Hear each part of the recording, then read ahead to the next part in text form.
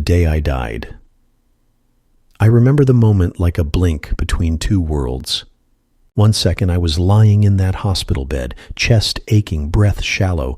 My daughter's hand gripped mine, trembling. I saw the fear in her eyes and the helplessness in my wife's silence. Machines beeped like they were counting my final seconds.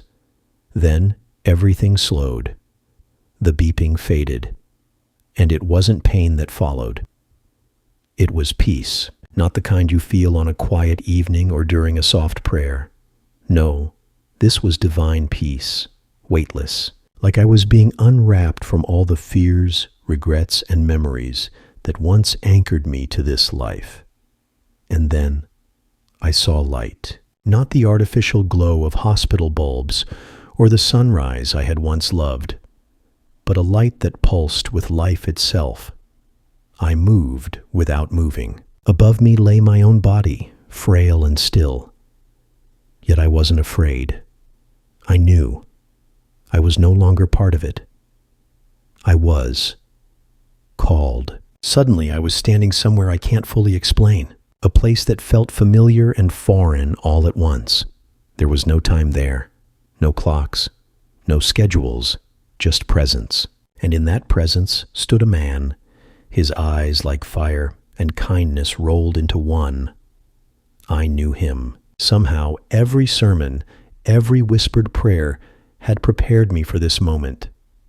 Jesus. He didn't ask me for credentials, didn't replay my sins on a screen. He just opened his arms and said, "You're home." And then the memories came. Times I had loved purely.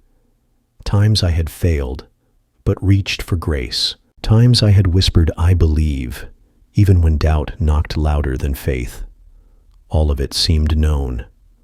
All of it wrapped in mercy. The place I stood was not empty. I saw others, faces I'd loved and missed. They didn't speak with words, but joy flowed like music between us. There were rivers that shimmered, trees that danced in the breeze of God's breath, skies that held colors I'd never seen in life. And then I understood. Death had not stolen me. It had brought me here. This was the promise, the place prepared, the eternity whispered in every Bible verse I'd memorized and barely understood back then. And now, I was living it.